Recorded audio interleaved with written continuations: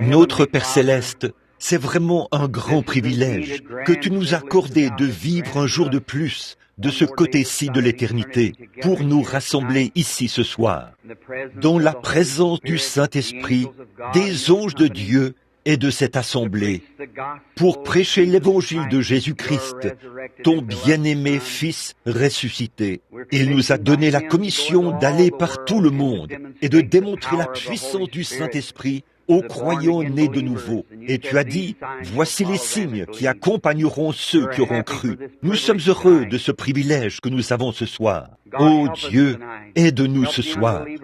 Aide l'incroyant ce soir à devenir un croyant complet en Christ, celui qui est ressuscité. Et je te prie de guérir ceux qui sont malades et ceux qui sont dans le besoin ce soir. Chasse de leur corps les maladies néfastes et les afflictions. Puisse-il y avoir un réveil à l'ancienne mode partout dans le pays, juste avant la venue du Seigneur. Nous prononçons cette prière au nom de Jésus. Amen. Il est tout aussi réel qu'il l'était au commencement. Donc, il est toujours le diable. Maintenant, je veux lire un passage de l'Écriture dans le livre de l'Exode, où Dieu a commissionné Moïse, un grand serviteur et libérateur, le type de Christ, un législateur et un sacrificateur. Voici, j'envoie un ange devant toi pour te protéger en chemin et pour te faire arriver au lieu que j'ai préparé. Tiens-toi sur tes gardes en sa présence, écoute sa voix et ne lui résiste point, parce qu'il ne pardonnera pas vos péchés, car mon nom est en lui. Mais si tu écoutes sa voix et si tu fais tout ce que je t'ordonnerai, je serai l'ennemi de tes ennemis et l'adversaire de tes adversaires. Car voici, j'envoie mon ange devant toi. Et dans Exode, au chapitre 13, verset 21, l'Éternel allait devant eux le jour dans une colonne de nuée pour les guider dans leur chemin, la nuit dans une colonne de feu pour les éclairer, afin qu'ils marchassent jour et nuit. Et la colonne de nuée ne se retirait point de devant le peuple pendant le jour, ni la colonne de feu pendant la nuit. Ça, c'était un moment où le peuple de Dieu traversait une grande crise. Ils avaient été emmenés captifs en Égypte pendant, ou non pas emmenés, c'est une famine qui les avait fait partir. Et ça faisait environ 400 ans qu'ils y étaient en captivité. Quant à Dieu, c'était entièrement son dessein, parce qu'il avait d'abord parlé à Abraham, lorsqu'il lui avait fait savoir que son peuple séjournerait dans un pays étranger pendant 400 ans, et qu'il en ferait sortir par une main puissante. Et toutes les œuvres de Dieu, toutes ses promesses, s'emboîtent parfaitement. Je veux juste donner un petit témoignage avant de former la ligne de prière. Juste au moment où la promesse était sur le point de s'accomplir, les Israélites réussissaient très bien en Égypte. Tout allait bien pour eux, grâce au grand prestige que Joseph avait auprès du roi, après qu'il avait sauvé l'Égypte lors des 7 années de famine. Dieu leur avait fait grâce. Mais quand est venu le moment de l'accomplissement de la promesse, il s'était levé un pharaon qui n'avait pas connu Joseph. Et ils ont commencé une persécution.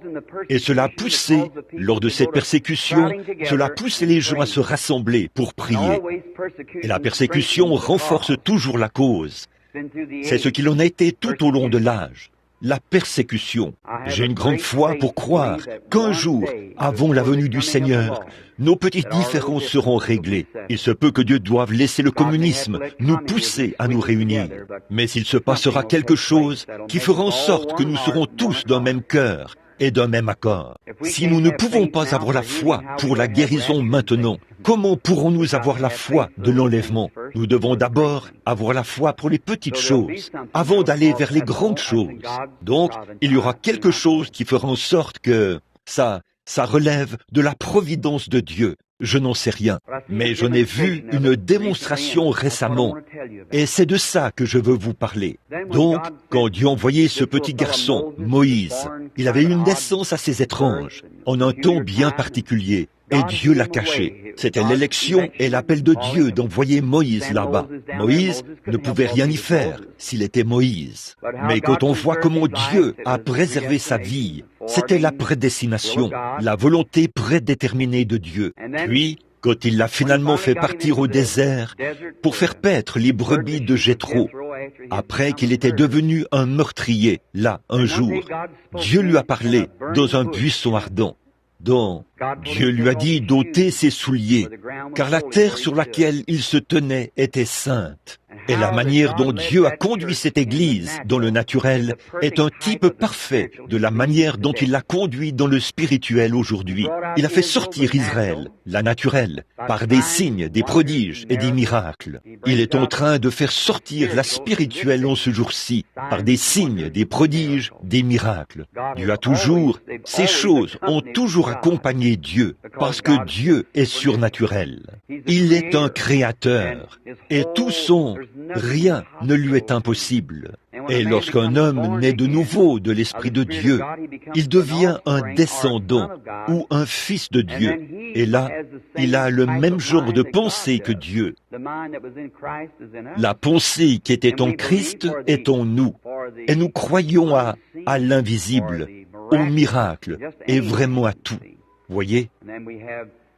Et là, nous avons le Saint-Esprit qui vient à nous et qui nous parle de ces choses. Voilà le but entier de ces réunions, chers amis chrétiens. Elles ne sont faites dans aucun autre but devant Dieu, si ce n'est de stimuler votre foi en Dieu, au point où vous pouvez croire en lui pour le salut de votre âme et pour la guérison de votre corps. Il y a quelques semaines, le président de la Southern Baptist Convention m'a fait une remarque. C'est un groupe de gens dont je suis membre. Il a dit, « Frère Branham, d'après ce que nous avons appris, la seule chose qu'il y a au sujet de vos réunions, c'est que vous consacrez une si grande partie du temps à la guérison divine, et pas assez aux âmes. Ils veulent parrainer une série de réunions à Louisville, dans le Kentucky. La Southern Baptist Convention, 70 églises baptistes à Louisville. Eh bien, j'ai dit, monsieur, vous ne comprenez pas. La partie consacrée à la guérison divine dans mon programme, c'est juste l'appât sur l'hameçon. On ne montre pas l'hameçon au poisson, on lui montre l'appât. Vous voyez? J'ai dit, ces gens, une fois qu'ils voient ce que Dieu est, alors l'évangile les attrape. Vous voyez? Ça, c'est pour les âmes. Il a dit, avez-vous déjà eu des convertis? J'ai dit, au cours des 7 dernières années, j'ai eu un peu plus de 350 000 convertis, rien que dans mes réunions, sans compter ceux qu'ont fait d'autres qui sont sortis. Il en était un peu bouche bée. Il a dit, où sont allés tous ces convertis? J'ai dit, à l'église de leur choix. J'ai dit, il a dit, eh bien, ce sont les pentecôtistes qui récupèrent la plupart de ces gens. J'ai dit, c'est vrai, car les pentecôtistes croient cela. Les pentecôtistes viennent, et les pentecôtistes suivent le chemin. J'ai dit, c'est vrai, vous ne croyez pas cela, donc vous restez à l'écart de cela, et vous n'en bénéficiez pas. Beaucoup de vos fidèles viennent, ils participent, ils voient, puis ils croient en cela, et vont tout simplement de l'avant. J'ai dit, si seulement vous mettiez de côté... Oh, il a dit, eh bien, qu'en est-il de la science chrétienne et de bon nombre de ces ismes? J'ai dit, si vous étiez resté là où vous auriez dû rester, nous n'aurions pas eu ces sectes. Voyez, si vous étiez allé de l'avant pour prêcher l'évangile, l'homme est un être surnaturel. Il a soif de Dieu. Et s'il ne peut pas trouver la vraie nourriture de Dieu, il mangera n'importe quelle chose qu'il peut trouver. Et je dis, parce qu'à l'intérieur de lui, il est un être surnaturel. J'ai dit, c'est pour ça qu'il fabrique des automobiles et qu'il fait des inventions. Il est presque capable de créer, parce qu'il est fait à l'image de Dieu. Alors, c'était réglé. Alors, ce soir, Dieu est toujours Dieu. Et là, quand Dieu a fait sortir les enfants d'Israël, il a fait descendre un ange. Dieu a toujours utilisé les anges dans son œuvre. Il n'y a jamais eu de cas où un ange de Dieu a été adoré, puisqu'il ne le tolérerait pas. Un véritable ange de Dieu ne tolère pas qu'on l'adore.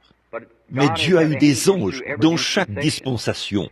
Récemment, un homme qui fait partie d'une bonne église du plein évangile m'a dit, « Frère Branham, a-t-il dit, vous parlez tout le temps d'un ange qui vous visite. J'ai lu vos livres et tout. un ange. Il a dit, fiston, ça, c'est une erreur. J'ai dit, monsieur, ça ne l'est pas. Il a dit, Dieu ne conduit aucune église aujourd'hui par des anges. Il a dit, là-bas, dans l'Ancien Testament, Daniel et les prophètes, ceux-là avaient des anges. Mais c'est le Saint-Esprit qui conduit l'église en ce dernier jour. J'ai dit, c'est vrai, mais il y a quand même des anges. Il a dit, pas dans la doctrine du Nouveau Testament, frère Branham.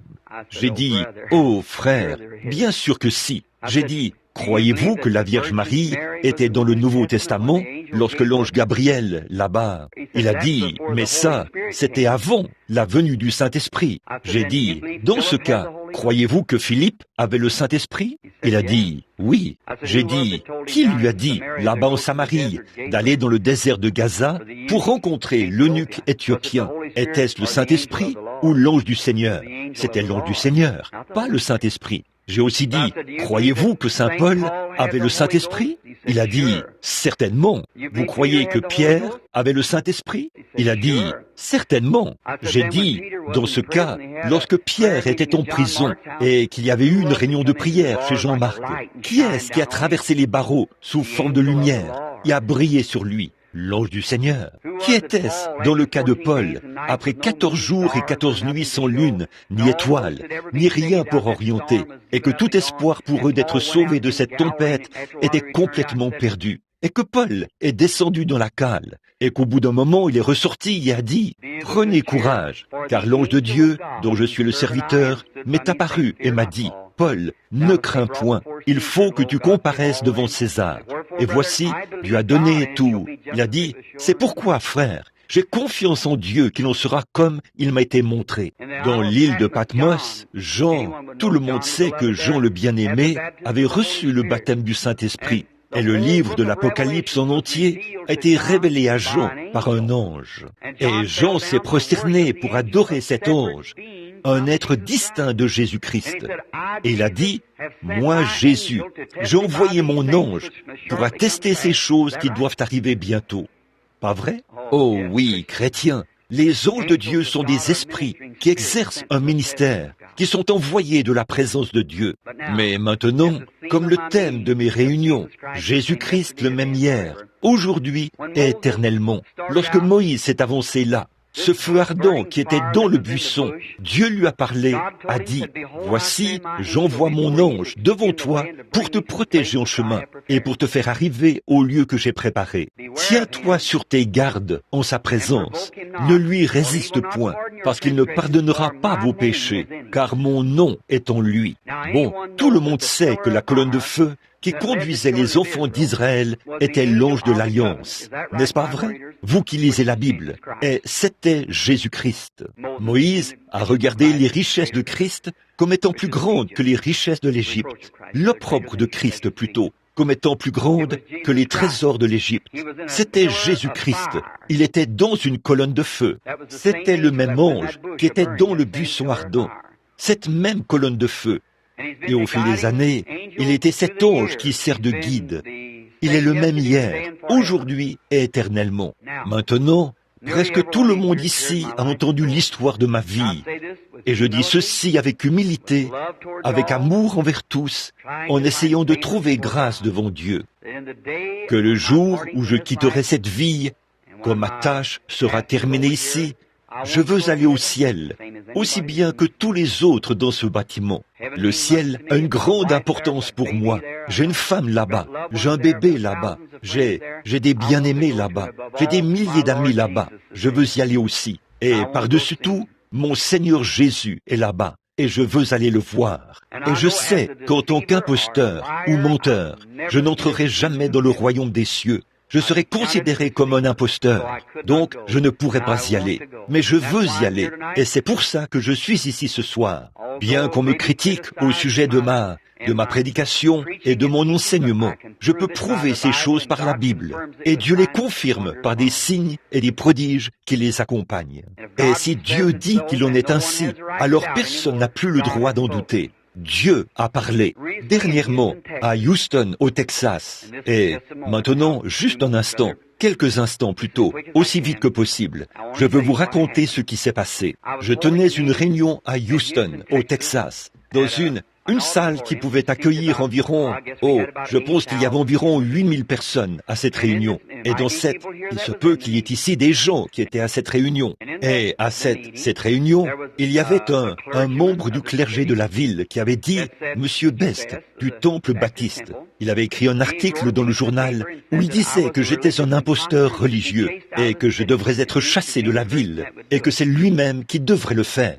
Eh bien, là, ça ne ressemble pas vraiment à un serviteur de Christ, ça. Mais, quoi qu'il en soit, cet homme est jeune et il a beaucoup à apprendre, comme moi et comme nous tous.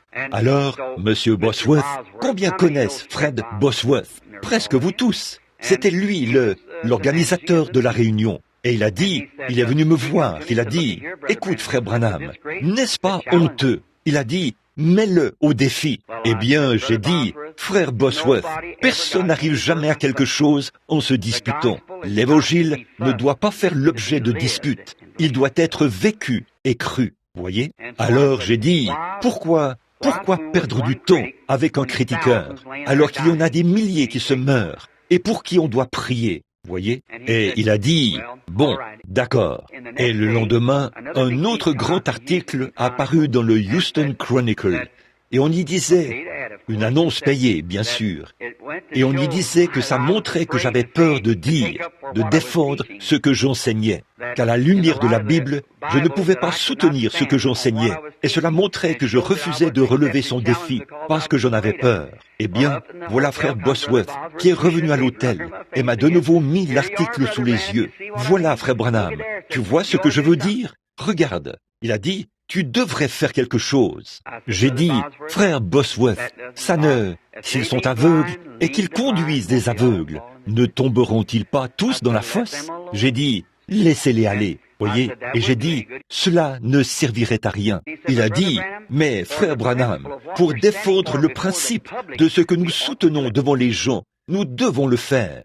J'ai dit, je ne me dispute avec personne. Voyez, j'ai dit, ce sera juste une dispute. Il a dit, frère Branham, laisse-moi y aller.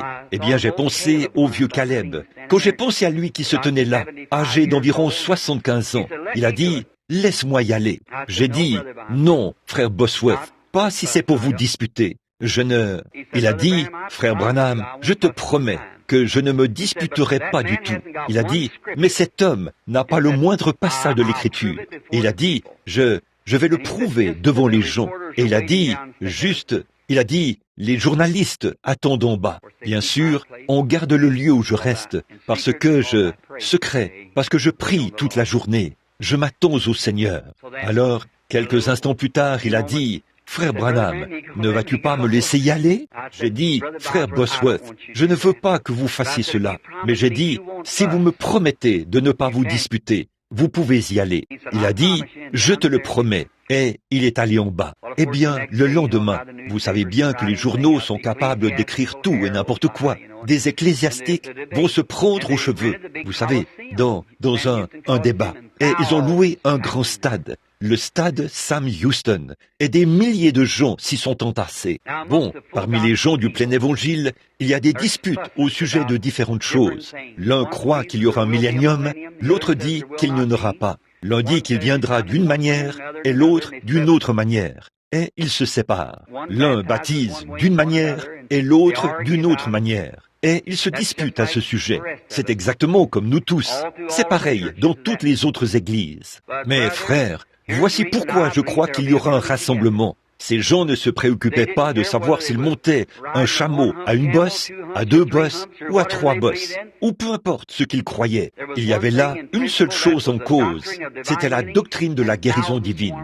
Et des milliers de gens sont venus de partout et ont rempli ce grand stade au complet. Ce soir-là, M. Bosworth s'est levé. Il a dit, « J'ai promis qu'il n'y aurait pas de dispute. » Et des milliers de gens étaient entassés là. Vous pouvez en voir la photo dans votre livre. Et il a dit, je ne suis pas d'avis qu'on doive se disputer, mais j'ai ici, dans mes notes, 600 passages de l'Écriture qui prouvent que l'attitude actuelle de Christ envers les gens aujourd'hui est tout à fait la même qu'elle a toujours été. Et si le docteur Best peut prendre l'un de ces passages de l'Écriture et réfuter cela par la Bible, nous n'aurons pas de débat. Je vais simplement m'asseoir et dire que j'ai tort. C'était toute une déclaration, là. Il a dit, Dr Best, à vous la parole. Et il a dit, je m'occuperai de ça quand je monterai sur l'estrade. Alors, M. Bosworth a dit, eh bien, Dr Best, je vais vous poser une question, et si vous me répondez simplement par oui ou par non, cela réglera la question. Et nous allons laisser Frère Branham s'avancer pour prier pour les malades. Et il a dit, me répondrez-vous? Et il a dit, écoutons ce que vous avez à dire. Il a dit, est-ce que les noms de Jéhovah en rapport avec la rédemption s'appliquaient à Jésus? Oui ou non? C'était réglé. Ah oui. Eh bien, s'il répondait par oui, alors il est Jéhovah Rapha, tout comme il est Jéhovah Jireh. Et s'il n'est pas Jéhovah Jireh, il n'est pas le Sauveur, il n'était pas le Seigneur. Et là, il vous faut attendre un autre Sauveur. Et s'il est Jéhovah Jireh, il est Jéhovah Rapha, et tous les noms en rapport avec la rédemption lui appartiennent. Parce que c'est lui qui est la rédemption de Dieu pour la race humaine. Et il est le même hier, aujourd'hui et éternellement. Donc, c'était terminé. Eh bien, il a dit, Dr Best, je suis vraiment surpris que vous ne puissiez pas répondre à l'une de mes questions les plus faibles. Alors, il n'arrêtait pas de dire, attendez que je monte sur l'estrade. Frère Bosworth a dit, très bien, je vais sacrifier mon temps de parole pour que vous puissiez monter ici. Et donc, quand cet homme est monté sur l'estrade et que les modérateurs lui ont donné la parole, il a prêché un très bon sermon campbellite. J'ai été bercé dans un berceau baptiste. Je sais ce qu'est la doctrine baptiste. Il a prêché qu'après cette immortalité, quand cette mortalité aura revêtu l'immortalité, ce sera ça, la guérison divine. Bien sûr, ça, nous le croyons tous. Mais qu'en est-il de ceci? Si nous n'avons pas le gage de notre salut, la bénédiction que nous avons dans notre cœur, le baptême du Saint-Esprit, c'est le gage, ou la compte. Et s'il n'y a pas de guérison divine, il n'y a pas de résurrection du corps. Alors, il n'y a pas de gage de cela. Donc nous avons maintenant le gage de notre salut. Alors, au bout d'un moment, il n'arrêtait pas de dire, et les modérateurs l'ont rappelé à l'ordre. Il n'a pas répondu à une seule question, ni rien. Il s'est vraiment mis en colère. Il s'est retourné et a giflé un autre prédicateur. Et quand il a fait ça, et il avait engagé les studios Douglas de Houston pour qu'ils viennent prendre 6 photos de lui de format 20 x 25 sur papier glacé. Bon, voici la remarque. Il a dit, je vais écorcher ce vieil homme, lui arracher la peau et l'accrocher, sa peau, sur la porte de mon bureau, y frotter du sel, et ce sera un mémorial de la guérison divine. Ça a l'air d'un chrétien, ça, n'est-ce pas? Donc, c'est ce qu'il a dit à propos de frère Bosworth. Mais l'écorchement s'est fait dans le sens inverse.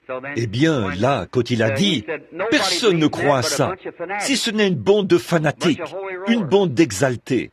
Et Raymond T. Richer, je ne sais pas si vous le connaissez ou pas. Beaucoup d'entre vous le connaissent. Il a dit au modérateur, puis-je dire un mot? Il a dit, oui. Il a dit, vous, les membres du clergé baptiste qui êtes ici, est-ce la Southern Baptist Convention qui a envoyé cet homme ici? Oui ou non? Personne ne voulait dire un mot. Il y avait là 30 000 personnes assises. Il a dit, est-ce vous qui l'avez envoyé? Alors, un porte-parole s'est levé et a dit, il est venu de son propre chef. Eh bien, a-t-il dit, là, c'est différent. Monsieur Best a dit, les baptistes ne croient pas à de telles absurdités. Il a dit, ce n'est rien d'autre qu'une bande d'exaltés. Frère Bosworth a dit, un instant, il a dit, bon, pendant ces 2 semaines que frère Branham a passé ici, s'il y en a ici qui peuvent présenter une attestation qu'ils ont été guéris par Dieu depuis que frère Branham est ici, et peuvent prouver qu'ils sont guéris, et qu'ils sont des membres en règle de ces églises baptistes, voulez-vous vous lever? 300 personnes se sont levées. Qu'en est-il d'eux? Monsieur Best a dit, n'importe qui peut témoigner de n'importe quoi, sans que cela soit vrai pour autant. Alors il a dit, bon, autrement dit, vous ne pouvez pas appuyer ça par la parole. Vous ne pouvez pas appuyer ça par votre thème, à partir du témoignage des autres. Maintenant, qu'allez-vous faire? Alors il a dit, faites venir ce guérisseur divin, que je le vois faire quelque chose, que je le vois accomplir un miracle. Frère Bosworth a dit, là, j'aurais honte de ça, frère Best. Il a dit, frère Branham ne prétend pas être un guérisseur divin. Si prêcher la guérison divine fait de lui un guérisseur divin, prêcher le salut fait de vous un sauveur divin. Et voudriez-vous qu'on vous appelle un sauveur divin? Il a dit, certainement pas. Frère Branham ne veut pas non plus qu'on l'appelle un guérisseur divin. Il ne l'est pas et ne prétend pas l'être. Il prêche simplement la guérison divine, parce que ça se trouve dans la parole. Et on ne peut appuyer que ce qui se trouve dans la parole. Voyez? Et donc, il a dit, j'aimerais le voir accomplir un miracle. Il a dit, il est ici tous les soirs. Il a dit, il n'a pas encore accompli de miracle. Il a dit, il prie pour les malades. C'est tout. Et il a dit, c'est Dieu qui accomplit les miracles. Alors, il devenait de plus en plus brutal. Et au bout d'un moment, ils ont commencé à laisser partir les gens. Et frère Bosworth a dit, Or, mon frère m'avait dit que, j'avais d'abord dit que je n'irais pas à la réunion. Mais ma femme et moi, et mon frère, et 3 ou 4 policiers, j'avais remonté mon manteau et j'étais monté m'asseoir au balcon 30. J'observais et je regardais ces photographes. Il avait d'abord mis son doigt sous le nez de frère Bosworth et avait demandé au photographe de prendre sa photo, comme ça. Puis, comme ceci, le doigt pointé vers lui et il prenait sa photo. 6 photos. Et il a pris les 6 photos. Et là, il y avait beaucoup de journalistes présents. En fait, on ne permet pas de prendre des photos comme vous le voyez ici, dans la réunion, à cause de l'aspect commercial lié aux photos. Alors, M. Bosworth a dit, bon, je sais que frère Branham est ici, à la réunion. S'il veut venir terminer la réunion, c'est très bien. Il a dit, mais frère Best, a-t-il dit, je n'ai jamais entendu frère Branham déclarer, a-t-il dit, de telles choses. Et il a dit, ces livres sont traduits dans de très nombreuses langues du monde. Et monsieur, je ne l'ai jamais entendu dire qu'il était un guérisseur. Et il a dit, mais s'il veut venir terminer la réunion, il est le bienvenu. Il a dit, je sais qu'il est quelque part dans le bâtiment, mais personne n'avait vu où j'étais, vous savez. J'étais tout en haut. Alors il a dit, mais s'il ne le veut pas, il n'a pas à le faire. Mon frère a dit, là, reste tranquille. J'ai dit, eh bien, je suis tranquille. Alors, pendant que je me tenais là, ou que j'étais assis là plutôt, j'ai entendu quelque chose faire. Et alors que j'ai regardé, quelque chose a dit, lève-toi. Et je me suis levé. Mon frère a dit, assieds-toi. Ma femme a dit, pas maintenant. Voyez? Et quand les gens se sont mis à pleurer, ils ont regardé en haut de ce côté-là. Et ils ont formé, plusieurs centaines d'huissiers se sont tenus les mains et ont formé une ligne. Parce que c'était pathétique. Les gens essayent même de toucher vos vêtements, vous savez. Ça briserait presque le cœur d'un homme au cœur de pierre, de voir comment certaines choses se passent dans ces réunions. Et voici que je suis descendu de là. Je suis monté sur l'estrade et j'ai dit, je suis vraiment désolé que ces choses arrivent, mais qu'aucun de vous n'en tienne rigueur à Monsieur Best. Et je dis, parce qu'il a autant le droit de ne pas le croire que moi de le croire. C'est pour ça que nous sommes des Américains. C'est pour ça que la Cour, que nous nous battons pour que l'Amérique reste ce qu'elle est, que chaque homme ait droit à sa propre opinion. J'ai dit, la seule chose, c'est que je ne pense pas qu'il était sincère quand il a dit qu'il avait pitié de ces gens. Il y a ici des gens qui étaient mourants la semaine dernière et qui sont en bonne santé maintenant. Même les médecins l'ont attesté. Et il y en a qui sont étendus là, qui se meurent sans espoir. Les médecins les ont déjà abandonnés et ils essaient de les priver de la seule chose qui leur reste qui va les guérir. J'ai dit, en toute sincérité, je ne peux pas croire que ce soit sincère. J'ai dit, quoi qu'il en soit, c'est qu'il croit ce qu'il veut. J'ai dit, mais quand il m'a dit, viens accomplir un miracle, ça m'a rappelé la fois où on a frappé le maître sur la tête et on a dit, prophétise, si tu es prophète, et fais ces choses. J'ai dit, Dieu ne fait pas des choses comme ça. Mais j'ai dit, je ne dis que la vérité. J'ai dit, quand je suis né dans une petite cabane, d'après ce qu'a dit ma mère, et je la crois, une lumière, une colonne de feu est entrée, et c'est tenu là où je me trouvais quand je suis né.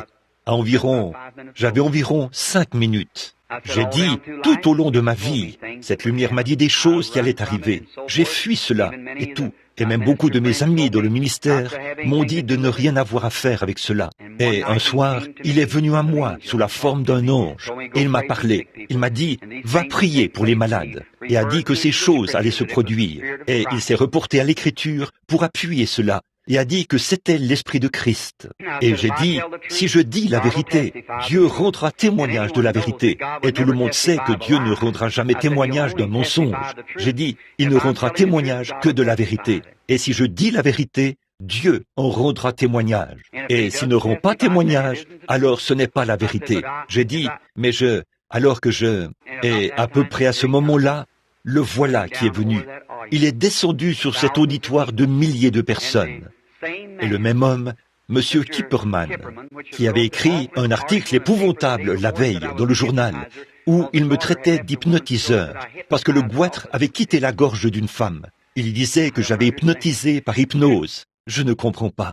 Le jeune homme était catholique et il s'était avancé en courant, ce monsieur Kipperman. Et quand il a vu cela, il a pris la photo. Rien que pour voir cela. J'ai dit, là, je n'aurais pas besoin de parler. Il a parlé lui-même.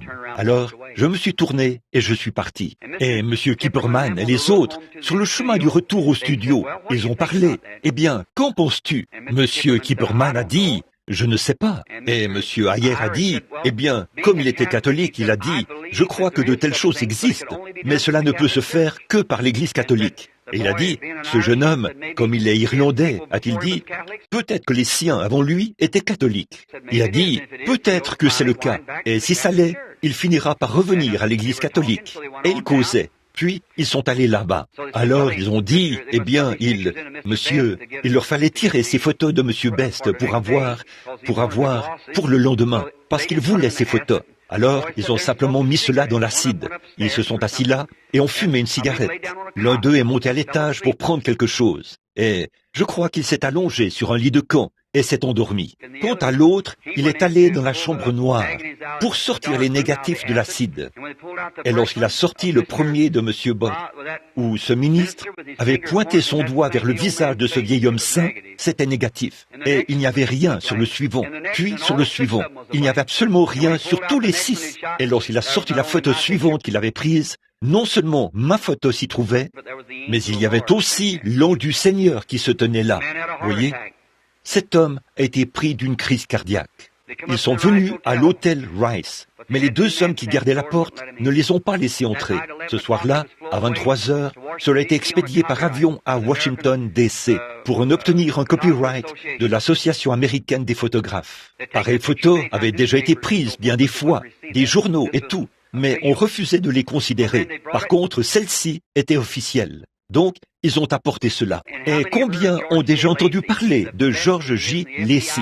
Il est le meilleur spécialiste du FBI pour ce qui est des empreintes digitales et des recherches en Californie à ce moment-là. Et on l'avait fait venir à Houston, au Texas, pour une recherche visant à tirer tout cela au clair. Il a pris l'appareil photo, il a tout pris. Il a pris la pellicule, il a tout pris. Il est allé au stade et tout, pour passer cela au peigne fin et tout. Il a placé cela sous les rayons ultraviolets et tout le reste, pendant 3 jours et 3 nuits sans arrêt. Et dans l'après-midi du 4e jour, il a appelé et a dit, bon, je vais donner l'analyse de ce qu'il en est de la photo. Nous sommes tous allés là-bas. Il y avait là les journaux et tout. J'étais assis très loin derrière. Il y avait là à peu près la moitié du nombre de personnes qu'il y a dans cette allée-ci. Il a dit, il s'est avancé. C'était un homme aux cheveux roux. Il a dit, qui s'appelle le révérend Branham? J'ai dit, c'est moi, monsieur. Il a dit, levez-vous. Je me suis levé.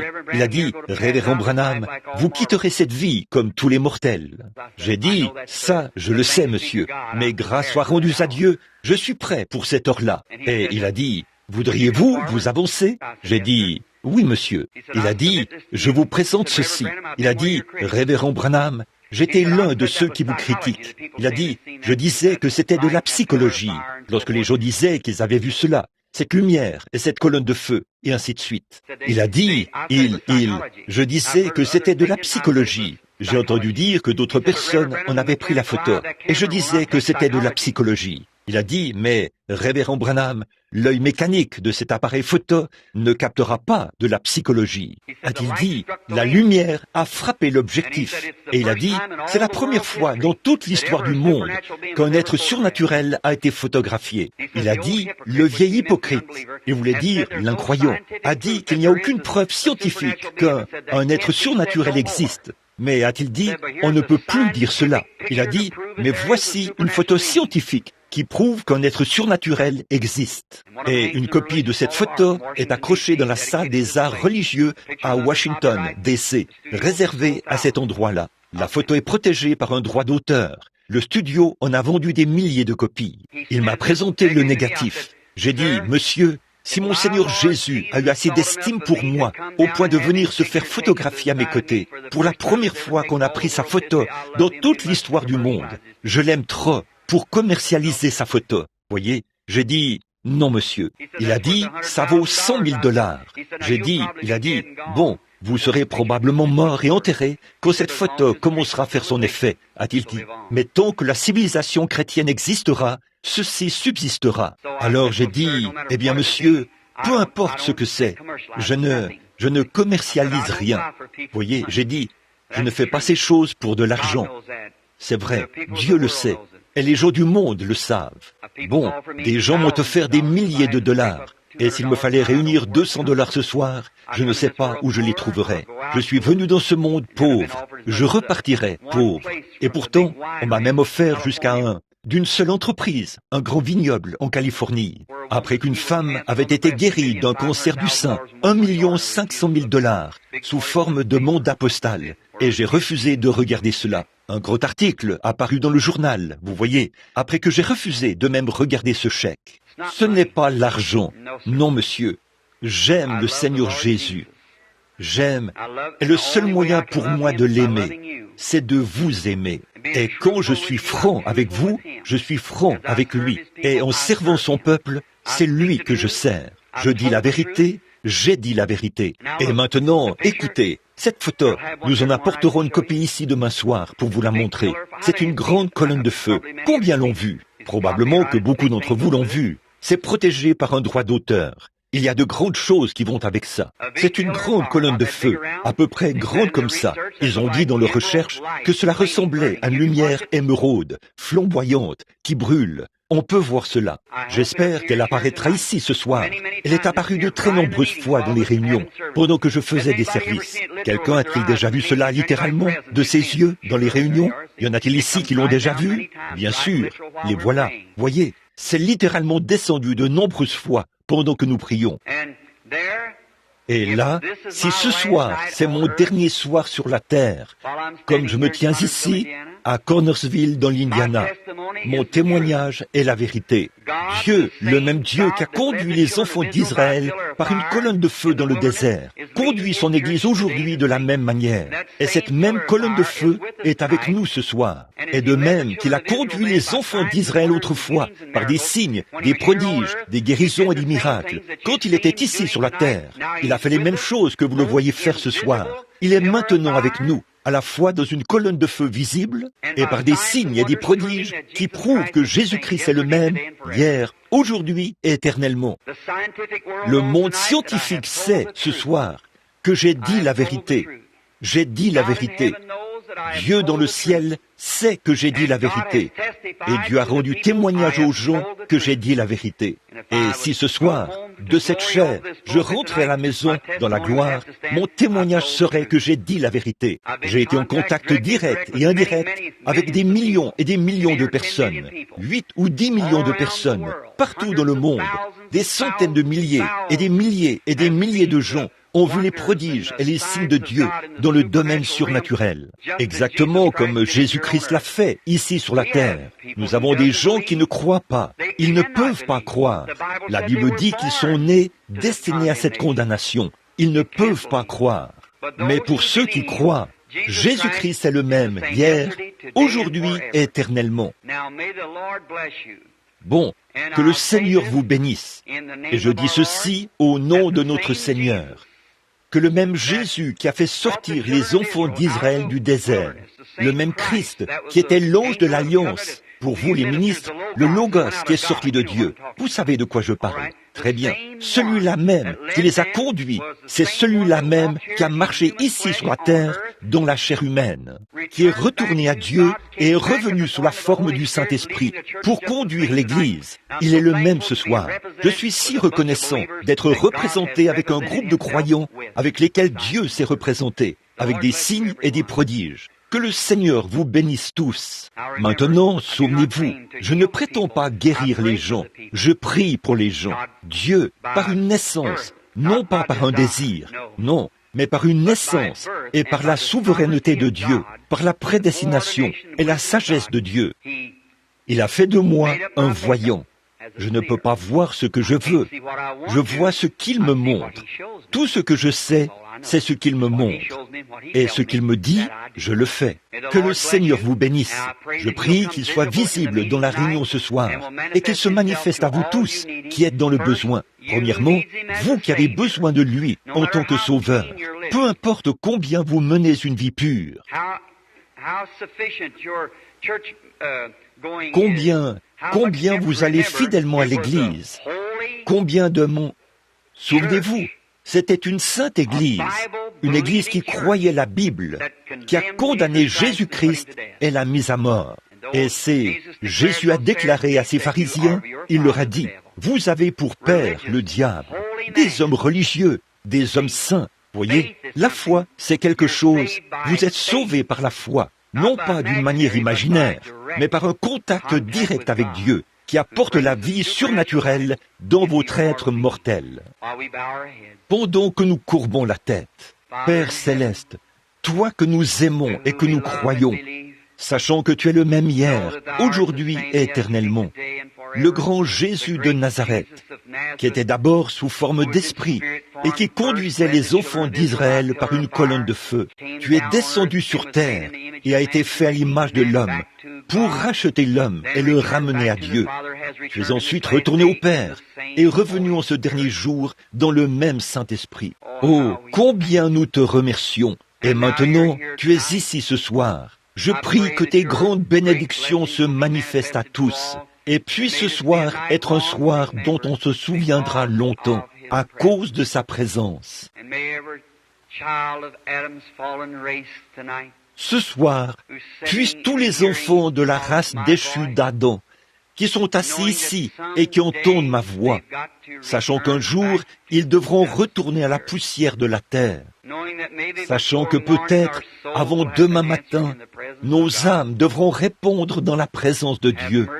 Aie pitié de nous tous, Seigneur. Et maintenant, les paroles que j'ai prononcées ce soir, tu confirmeras qu'elles sont la vérité, car elles ont premièrement été tirées de ta parole. Alors, par la puissance et la démonstration du Saint-Esprit, fais que chaque croyant soit davantage inspiré, que chaque pécheur prenne conscience de son état de pécheur, homme ou femme, et qu'ils te reçoivent ce soir comme leur sauveur personnel.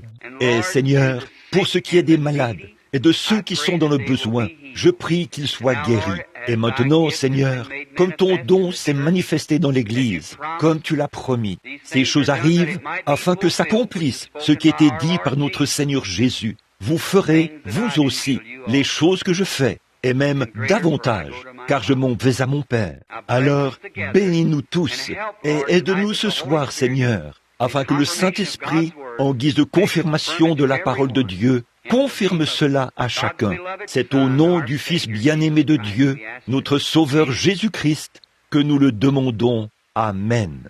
Qui demeure en moi, c'est lui qui fait les œuvres. Et une fois, on l'a interrogé sur certaines choses, parce qu'il était passé par une piscine où il y avait une grande foule d'estropiés, de boiteux, d'aveugles, de gens déformés. La piscine de Bethesda. Combien se souviennent de cette histoire? Il levait la main, et il n'a guéri aucune de ces personnes. Il est allé vers un homme étendu sur une paillasse, et l'a guéri. Vous vous souvenez de cette histoire? Eh bien, on pourrait penser que s'il était plein d'amour et de compassion, il aurait guéri tous ces gens.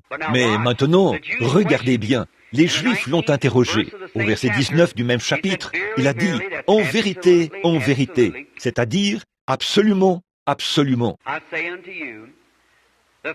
Je vous le dis, le Père, je ne fais rien de moi-même, mais ce que le Père me montre, c'est ce que je fais.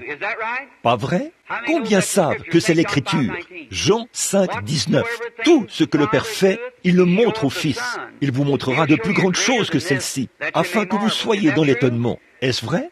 Maintenant, écoutez, Jésus a déclaré qu'il ne faisait rien sans que le Père le lui montre dans une vision. Bon, maintenant, souvenez-vous, regardez la résurrection de Lazare. Il est parti alors qu'il savait que Lazare allait mourir.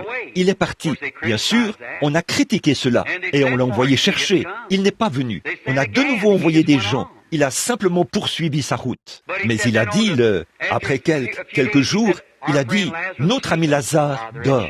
Le Père lui avait montré ce qui allait arriver. Il savait qu'après tant de jours, cela arriverait. Il a dit, eh bien, s'il dort, ça va. Mais il a dit, mais je vais aller le réveiller. Et au tombeau, écoutez ce qu'il a dit. Je te loue, Père, de ce que tu m'as déjà exaucé. Mais j'ai dit ces choses à cause de ceux qui sont là. Pas vrai?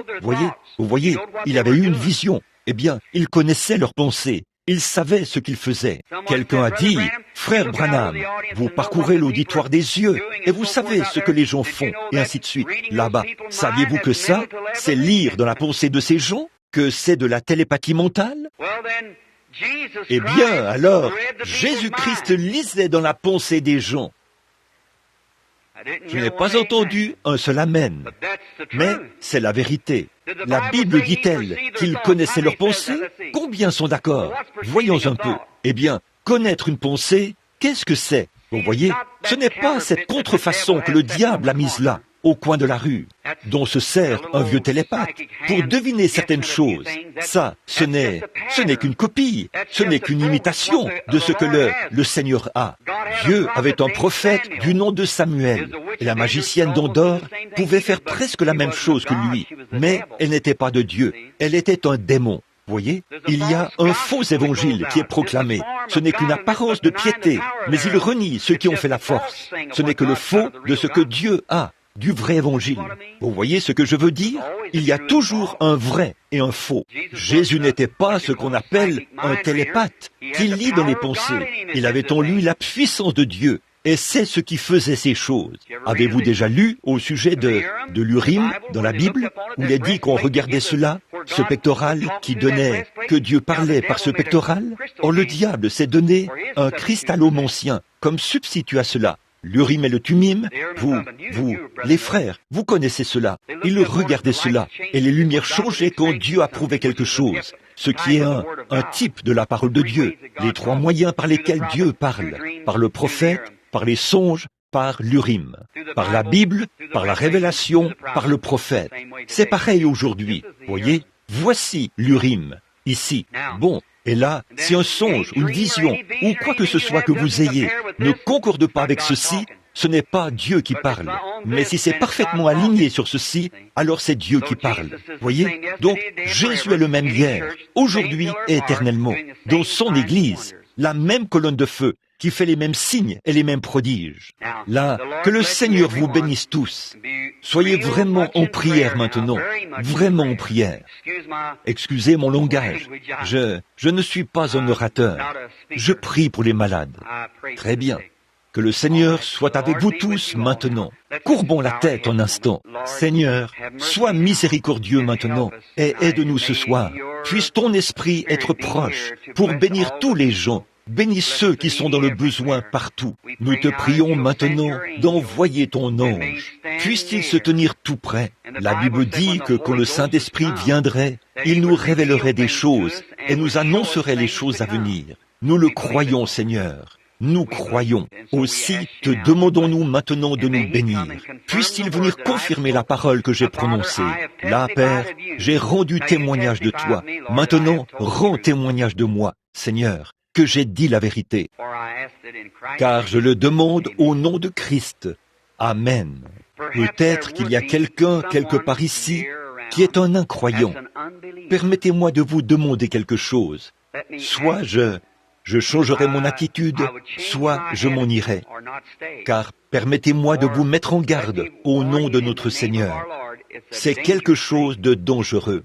Je pourrais me tenir ici pendant des heures et des heures, à vous faire part des déclarations des officiers et tout, dans toutes les nations, qui montrent qu'ils vont d'une personne à l'autre. C'est vrai, tous ceux qui connaissent la Bible savent que c'est vrai. Ils vont d'une personne à l'autre. Ainsi donc, souvenez-vous, je ne suis pas responsable des critiqueurs ou de ceux qui ne croient pas. Si, dans quelques jours, il se passe en vous quelque chose et que vous vous retrouvez là avec un cancer ou quelque chose, souvenez-vous simplement de ce que je vous ai dit. Or, si vous êtes un croyant et que vous êtes respectueux, alors j'en serai responsable, vous voyez, parce que je dois l'être devant Dieu, mais pas vis-à-vis d'un critiqueur. Maintenant, nous traitons avec le Saint-Esprit, là. Souvenez-vous, le Dieu du ciel observe cette réunion. Et maintenant, si notre Seigneur venait ici en ce moment, vêtu de ce complet qu'il m'a donné, et qu'il se tenait ici sur cette estrade ce soir, il regarderait cette pauvre vieille femme qui se tient ici. Et bien sûr, il aurait de la compassion pour elle. Je ne sais pas ce qui ne va pas chez cette femme, mais Jésus le sait. Mais Jésus ne pourrait rien faire pour elle, tant que le Père ne lui montre pas quoi faire. Mais là, s'il lui parlait pendant un petit moment, comme il l'a fait avec la femme au puits, qu'il entrait en contact avec son esprit, il saurait ce qui ne va pas chez elle, ce qu'est son problème. Pas vrai? Maintenant, demandons-lui de venir, que ses bénédictions reposent sur nous. Maintenant, sœur, je veux que vous leviez les yeux vers moi, pour qu'on parle un peu. Bien sûr, en voyant que vous portez des lunettes, aussitôt, n'importe qui saurait, comme si je disais, il y a là des gens étendus sur des brancards, ils sont paralysés, et tout. Eh bien, ça, tout le monde le voit, vous. Mais maintenant, voyez-vous, eh bien, je dirais, oh, quelque chose ne va pas avec vos yeux, vous portez des lunettes. Eh bien, les gens diraient, certainement, c'est vrai, voyez, mais ce n'est pas ça. C'est peut-être ça, c'est peut-être ce qui ne va pas chez elle. Si c'est le cas, je ne sais pas, mais elle rendra témoignage de la vérité. Si c'est la vérité, je crois que vous serez sincère et honnête, madame, pour rendre témoignage de la vérité. Et nous venons maintenant dans sa présence, tous les deux. Vous, en tant que croyante, vous venez à moi en tant que croyante, afin qu'ensemble, nous nous attendions à ce que Dieu fasse quelque chose ici pour nous, qui m'aiderait à prier pour vous, à avoir la foi pour vous, et que cela vous aiderait, vous aussi, à avoir la foi en Christ. Et peut-être qu'ensemble, nous trouverons grâce aux yeux de Dieu, ce qui nous aiderait en ce temps de besoin. Bon, je crois que nous sommes des inconnus l'un pour l'autre, n'est-ce pas? Oui, c'est vrai, nous ne nous sommes jamais vus auparavant. Eh bien alors, vous êtes simplement l'une des personnes qui ont été appelées ici, sur l'estrade. Et maintenant, quant à votre vie, Dieu vous connaît depuis que vous êtes bébé, et il vous a nourri pendant toutes ces nombreuses années. Il sait exactement ce qui ne va pas chez vous. Il sait exactement ce qui en résultera. Il sait ce qui a déclenché cela. Il sait tout à ce sujet, n'est-ce pas?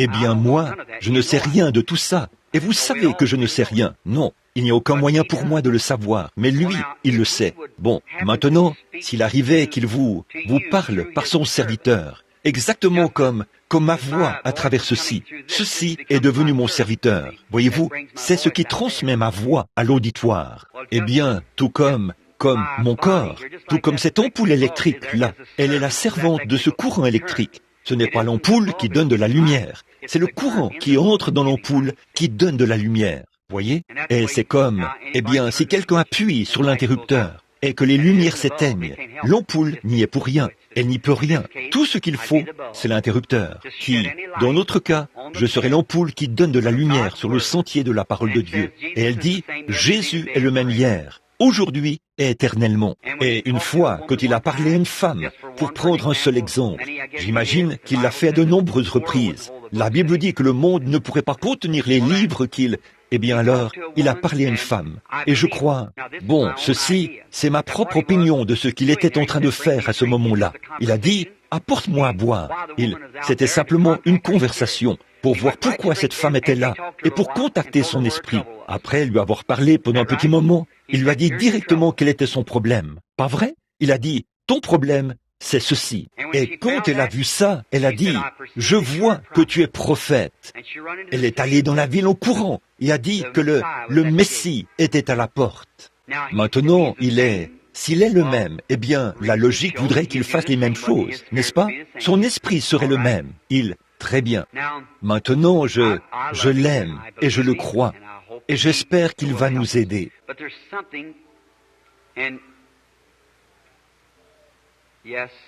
Mais il y a quelque chose dont... Oui, vous êtes malade depuis un certain temps, et même très malade.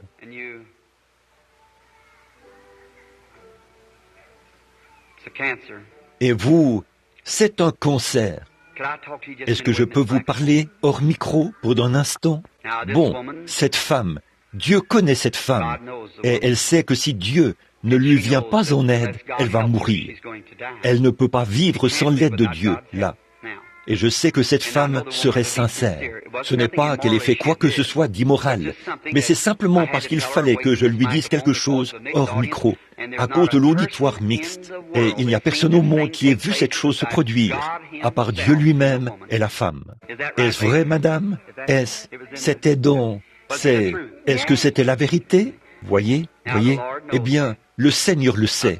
Une vision apparaît là. Alors, sœur, si Dieu m'a permis de voir ce qui s'est passé dans votre vie au fil des années, et que j'ai vu ces choses, alors me ferait-il savoir ce que serait l'avenir?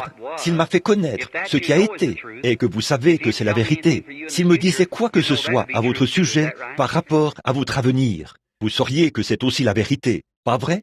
Maintenant, ce n'est pas... Peu importe votre âge, vous voyez, Dieu peut quand même vous guérir et vous rétablir.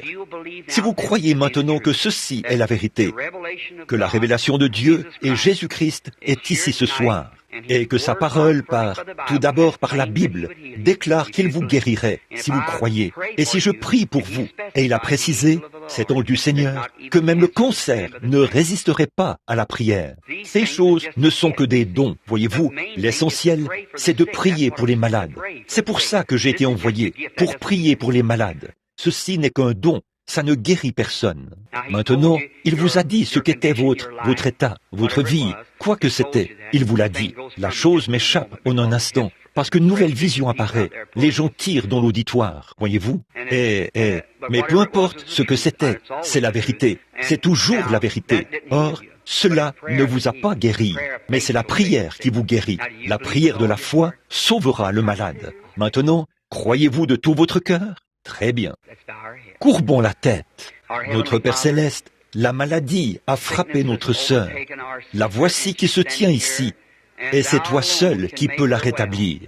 Et maintenant, en tant que ton serviteur, je te soumets toutes choses, et j'implore ta miséricorde pour cette mère âgée. Sois avec elle, ô Dieu. Alors que je pose mes mains sur elle, je demande à cette maladie néfaste, ou à cette affection, ou à cette affliction, peu importe ce qui ne va pas chez elle, de la quitter et de disparaître. Et je fais ceci en commémoration de notre Seigneur Jésus-Christ, qui a dit, « Ils imposeront les mains aux malades, et les malades seront guéris. » Je le demande au nom de Jésus-Christ.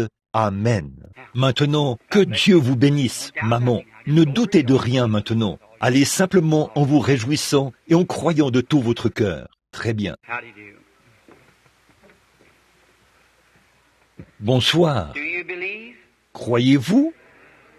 Eh bien, monsieur, vous et moi, nous sommes aussi des inconnus ici, l'un pour l'autre.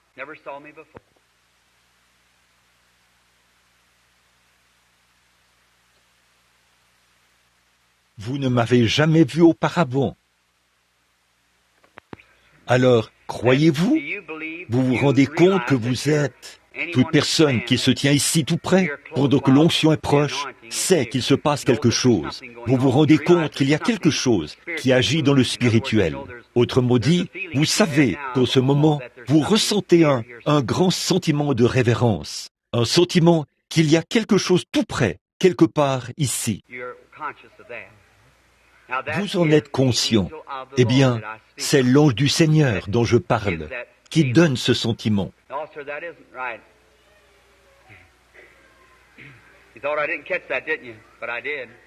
Non, monsieur, ce n'est pas vrai. Vous pensiez que je n'avais pas saisi ça, n'est-ce pas? Mais je l'ai fait. Ce n'est pas de la télépathie mentale. Monsieur, ce n'est pas vous qui avez des problèmes. Vous êtes une personne nerveuse, toute bouleversée. Mais le problème pour lequel vous êtes venu me voir ici concerne votre femme qui est à la maison. Pas vrai? C'est vrai. Que Dieu vous bénisse. La femme est couchée, mourante. En ce moment, elle prend certains produits pour se soulager, à cette heure même. Avez-vous un fils ou quelqu'un auprès d'elle, ou quelqu'un qui s'occupe d'elle en ce moment? C'est bien cela? Eh bien, alors, il est au courant de la situation, n'est-ce pas, frère?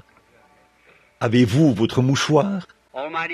Dieu Tout-Puissant, au nom de ton Fils, Jésus, j'apporte ce mouchoir en commémoration de la Bible, ce qui est écrit dans la Bible, conformément aux Écritures, Dans Actes, au chapitre 19 de ta parole, il est dit qu'on prenait des mouchoirs ou des linges qui avaient touché le corps de Paul.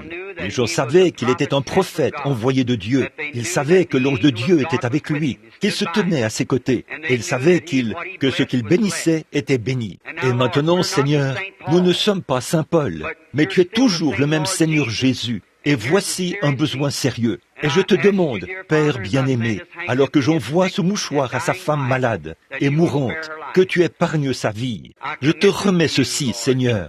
Je ne sais pas ce que tu vas faire, mais je sais que tu t'intéresses à ce cas. J'envoie ceci, et quand cela lui parviendra, alors qu'Israël s'avançait vers le pays promis, l'ennemi leur a barré la route. Le Jourdain coulait entre les deux. Mais Josué s'est avancé là, et la grande colonne de feu a abaissé les regards, comme l'a dit l'un des écrivains, et a regardé le fleuve avec colère.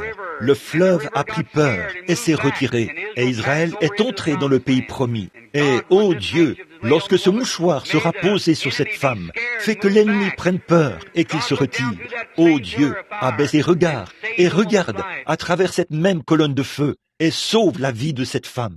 Nous, en tant que tes enfants qui croient, nous te prions de l'accorder au nom de Jésus. Amen. Que Dieu vous bénisse, mon frère. Puissiez-vous lui faire parvenir ceci rapidement et que la bonne nouvelle suive. Nous prierons. Que Dieu vous bénisse. Maintenant, soyez respectueux et ayez la foi. Ne soyez pas méfiants. Croyez Dieu. Chaque personne ici pourrait être guérie maintenant même. Eh bien, vous êtes guéris. Si seulement vous l'acceptez, cela doit s'accomplir. Croyez Dieu. Bonsoir, monsieur. Nous sommes aussi des inconnus l'un pour l'autre, n'est-ce pas, monsieur? Nous le sommes. Vous avez assisté à une réunion, mais vous n'avez jamais eu l'occasion de me parler, ni rien. Comme ça, ce que je veux dire, c'est qu'à ma connaissance, je ne vous ai jamais vu auparavant. Croyez-vous que je suis son serviteur, que ce que j'ai dit est la vérité? Eh bien, si vous croyez cela, alors Dieu m'a dit ceci, quand cet ange est apparu. Si tu amènes les gens à te croire, et si tu es sincère quand tu pries, voyez, j'ai dit, ils ne me croiront pas. Je suis sans instruction. Il a dit, de même qu'il était donné au prophète Moïse, des signes, une confirmation que sa main était guérie de la lèpre, et qu'un bâton avait été transformé en serpent, puis ce serpent en bâton, a-t-il dit. Il te sera donné un signe. Tu connaîtras les pensées mêmes de leur cœur, et tu leur diras ces choses. Et il a dit, ce qui est le Seigneur Jésus à l'œuvre, prouvons son écriture. Voyez-vous, afin qu'ils croient. Maintenant, si nous sommes des inconnus l'un pour l'autre, et que cet homme-ci est un inconnu, si Dieu me révèle l'état de cet homme, ou quoi que ce soit d'autre, eh bien, alors il n'y a plus de place pour le doute, n'est-ce pas? Alors vous croyez que si je priais pour vous, Dieu l'accorderait? Vous croyez? Eh bien, puisse-t-il l'accorder, mon frère? Tout d'abord, je vois que vous vous souciez de quelqu'un d'autre que vous-même, et je crois que c'est un de vos proches. Je crois que c'est une femme, elle est sourde, ou quelque chose comme ça. Et elle a quelque chose comme un rhumatisme, ou quelque chose qui ne va pas chez elle. Vous avez un mal. Juste un instant. Je vais vous parler ici maintenant. C'est bien, c'est vrai. Est-ce la vérité? Vous voyez, maintenant Dieu... Oui, ça ne peut être que Dieu. Merci frère. Que le Seigneur vous bénisse. Venez ici un instant. Est-ce que vous croyez maintenant qu'il vous accordera le désir de votre cœur? C'est tout à fait vrai. Grâce soit rendue à Dieu. Notre Père Céleste, je bénis cet homme. Puisse-t-il aller maintenant et recevoir, puisque son cœur et sa foi se sont élevés. Son désir était de venir. De même que Moïse a élevé le serpent d'airain dans le désert, comme un emblème.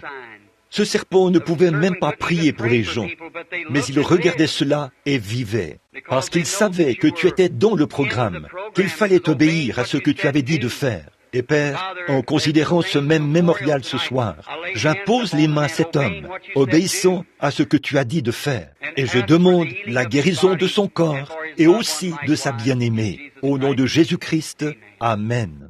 Maintenant, jeune homme, continuez votre chemin en vous réjouissant. Allez, en étant reconnaissant. Dieu pourrait certainement vous récompenser pour votre foi. Que Dieu vous bénisse. Mais il faut que votre foi entre en action maintenant. Il y a longtemps que vous avez un désir dans votre cœur. N'est-ce pas? Je ne lis pas dans vos pensées, mais vous avez même promis à Dieu que les choses que vous aviez promises, ces choses que vous savez que vous auriez dû faire quand vous étiez jeune femme, à un moment donné, mais que vous n'avez pas faites. Est-ce la vérité? Votre bébé a un genre de problème d'intestin. N'est-ce pas vrai? Quelque chose, il est dans un état de paralysie. Il souffre de régurgitation. Il vomit sa petite nourriture. Est-ce la vérité? Si c'est vrai, levez la main pour attester de tout cela. Comment puis-je vous connaître? Et comment puis-je connaître votre bébé? Mais le Dieu du ciel se tient ici et vous révèle ces choses. Croyez-vous que Dieu guérira ce bébé si je le lui demande? Et allez-vous lui obéir? Aller de l'avant et faire ce que Dieu, notre Père Céleste, je te prie de bénir à la fois la dame et le bébé. Puissent-ils tous les deux se rétablir, Seigneur, et te servir tous les jours de leur vie. Au nom de Jésus-Christ, je demande cette bénédiction. Amen. Que Dieu vous bénisse maintenant. Allez en vous réjouissant. Allez en étant heureuse et en louant Dieu pour sa bonté et sa miséricorde. Disons, grâce soit rendue à Dieu. Maintenant, que tout le monde soit respectueux. Juste, oh, cet homme qui se tient ici est sourd. Cela soit enlevé maintenant. Dieu Tout-Puissant, auteur de la vie, donateur de tout bon don, envoie tes bénédictions sur cet homme, cet esprit de surdité qui est ici et qui essaie de retenir cet homme.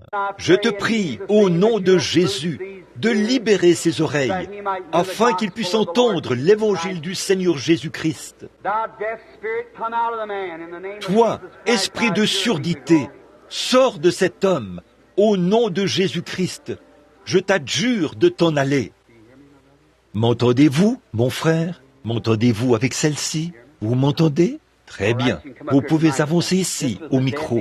C'est cette oreille qui était sourde. M'entendez-vous? Dites Amen. J'aime le Seigneur. Vous êtes guéri, mon frère. Vous pouvez continuer votre chemin en vous réjouissant et en étant heureux. Disons, grâce soit rendue à Dieu. Vous croyez que Dieu vous guérira de ce cancer, monsieur? Seigneur Jésus, je te prie de guérir cet homme. Puisse-t-il rentrer chez lui et être en bonne santé? C'est au nom de Jésus-Christ que je le demande. Amen. Que Dieu vous bénisse, frère. Maintenant, continuez votre chemin en vous réjouissant et en remerciant Dieu alors qu'il... Venez, madame. Croyez-vous? Votre problème est dans votre dos, n'est-ce pas? C'est exact. Un rein. Vous croyez que Dieu va vous rétablir? Seigneur Jésus, je bénis cette femme et je te demande de la guérir. C'est au nom de Jésus-Christ que je le demande. Amen.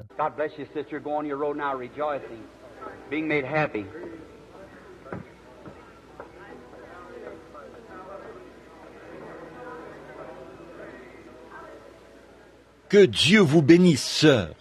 Continuez votre chemin maintenant, en vous réjouissant et en étant heureuse.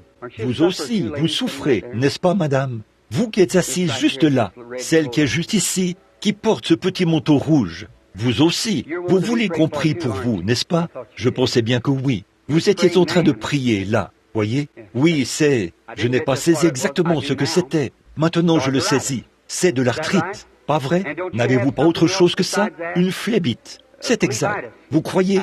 Vous voulez être guéri? Vous tous? Vous intéressez-vous à elle? Vous croyez? Vous aussi? Qu'en est-il de vous qui êtes assise là, à côté d'elle? Vous aussi, vous avez de l'arthrite. Vous qui êtes assise juste à côté d'elle. Et vous, madame, vous avez de l'hypotension, n'est-ce pas? Assise. Pas vrai? Cette dame là-bas, elle aussi, elle a de l'arthrite. Pas vrai? Est-ce la vérité? Levez la main si c'est la vérité. Il y a quelque chose comme un lien entre vous toutes. Tout le groupe, vous êtes venus ensemble. Vous venez d'une autre ville, de l'Ohio, pas vrai? Rentrez chez vous et soyez en bonne santé. Chacune d'entre vous, venez. Voulez-vous être guéri? Très bien. Vous êtes asthmatique. Allez simplement en remerciant le Seigneur et soyez rétablis. C'est là. Que Dieu vous bénisse. Au nom du Seigneur Jésus-Christ. Vous voulez vous remettre de cette maladie de cœur, madame? Si oui, allez simplement en le remerciant, en disant merci Seigneur, et Dieu permettra que vous vous rétablissiez. Vous croyez maintenant? Je vois quelqu'un assis là, en train de prier, vêtu d'un manteau blanc. Vous avez une chose très étrange. Vous avez des moments de grande faiblesse. Vous vous évanouissez, pas vrai? Si c'est la vérité, levez la main. Levez-vous et acceptez votre guérison maintenant. C'est ça, voyez, c'est ça. Que Dieu vous bénisse. Rentrez chez vous et soyez en bonne santé maintenant. Cette petite femme assise là, au bout, en train de louer le Seigneur. Vous avez une sorte de douleur au niveau du sein et ça vous cause des ennuis, pas vrai? Et un problème d'estomac aussi, n'est-ce pas vrai? C'est du gaz qui fait pression sur votre cœur, et ainsi de suite. Que le Seigneur vous bénisse. Rentrez chez vous maintenant et soyez rétablis. Que le Seigneur Jésus vous rétablisse. Disons que Dieu soit loué. Vous voulez vous débarrasser de cette anémie? Vous le voulez? Dites « Merci Seigneur de m'avoir guéri ». Acceptez votre guérison. Le faites-vous? Très bien. Continuez votre chemin en vous réjouissant et en étant heureux.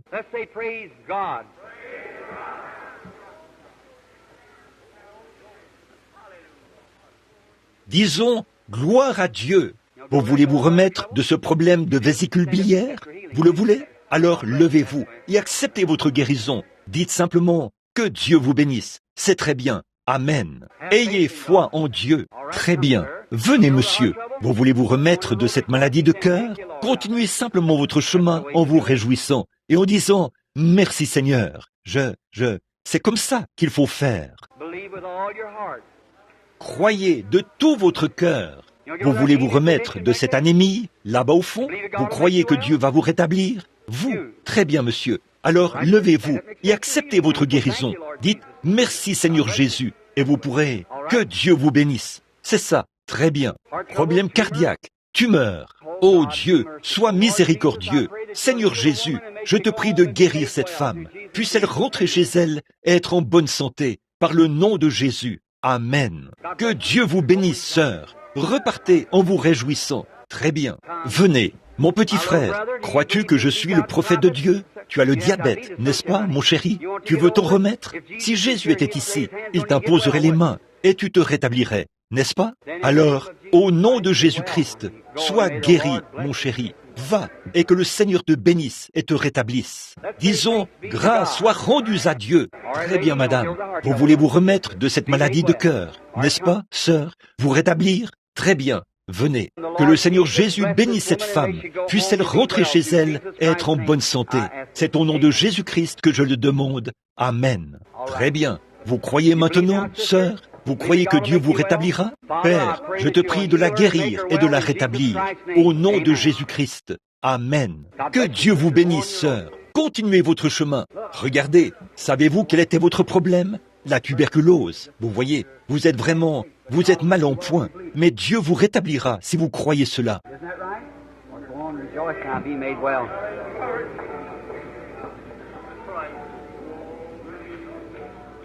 N'est-ce pas vrai? Très bien. Allez, réjouissez-vous maintenant et soyez rétablis.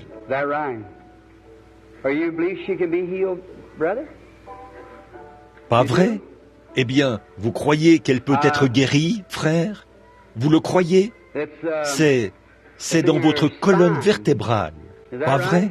Les vertèbres sont toutes disloquées. Si vous croyez Dieu et que vous croyez que je suis son serviteur, je vais demander à Dieu de vous guérir. Et alors, vous pourrez vous lever de là et rentrer chez vous. Si vous croyez, vous repartirez en marchant et vous serez en bonne santé. Vous croyez cela? Posez votre main sur elle, monsieur. Vous qui êtes assis là, près d'elle, posez votre main sur elle. Seigneur Jésus, je ne sais pas pourquoi tu t'es déplacé pour montrer cette femme, mais elle est couchée là. Ça fait des années qu'elle est couchée comme ça, mais tu peux la rétablir. Je te prie, ô Dieu, de la guérir et de la rétablir. Maintenant, abaisse les regards sur cette scène, et je te prie, en tant que ton serviteur, de guérir cette femme et de la rétablir. Puisse-t-elle se lever, rentrer chez elle, se remettre de ceci, être de nouveau une femme en bonne santé, bien portante, pour rendre gloire à Dieu, conscient que rien d'autre ne peut l'aider, si ce n'est Dieu maintenant même. Je demande sa guérison au nom de Christ. Amen. Que Dieu vous bénisse maintenant, sœur. Vous sentez-vous guéri maintenant? Vous l'êtes. Vous pouvez vous lever du lit de camp après le service pour sortir et rentrer à la maison. Combien d'entre vous aimeraient être guéris en ce moment? Ne vous en faites pas. La voilà qui se lève, paralysée de la colonne vertébrale. Tous les autres, vous pourriez aussi être guéris. Levons les mains et donnons la louange à Dieu. Si quelqu'un veut être guéri, qu'il vienne maintenant. Levez-vous et acceptez votre guérison. Seigneur Jésus, je te prie de les rétablir tous. Puissent-ils repartir d'ici ce soir? Seigneur, être guéris ce soir, alors que ton esprit agit ici et les rétablit. C'est au nom de Jésus-Christ que je le demande. Amen.